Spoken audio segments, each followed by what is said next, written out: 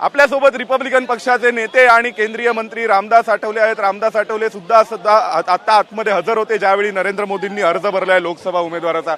साहेब काय सांगाल, आज एनडीएचे नेते नरेंद्र मोदी यांनी अर्ज भरलाय? हा, त्यांनी अर्ज भरलेला आहे आणि आम्ही एनडीएचे सगळे देशभरातले त्यांचे मित्रपक्ष आम्ही या ठिकाणी उपस्थित होतो आणि मी नरेंद्र मोदीजींना शुभेच्छा दिलेल्या आहेत आणि नरेंद्र मोदीजींना शुभेच्छा देताना मी सांगितलेलं आहे की हम नहीं मानेंगे हार, हम नहीं मानेंगे हार, हम करेंगे 400 पार। इंडिया आघाड़ी हो जाने वाली होने वाली है हार, फिर क्यों नहीं करेंगे हम 400 पार। तर हे मी मोदीजींना सांगितलेलं आहे आणि आम्हाला 400 पेक्षा जास्त जागा मिळतील असा पूर्ण आम्हाला विश्वास आहे। महाराष्ट्रामध्ये कशी स्थिती असेल काय वाटते? आता इथून मोदी थेट मुंबईला जाणार आहेत, मुंबईत रोड शो असणार आहे।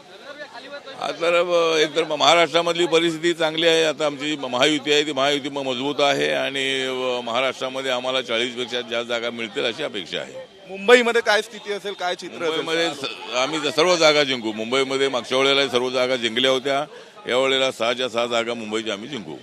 तर आपल्यासोबत होते केंद्रीय मंत्री रामदास आठवले ज्यांनी नुकतीच प्रतिक्रिया दिली आहे नरेंद्र मोदींनी अर्ज दाखल केल्यानंतर की मुंबईतील 6च्या 6 जागा आम्ही जिंकू आणि महाराष्ट्रात 40 पेक्षा जागा जिंकून महायुती निवडून येईल।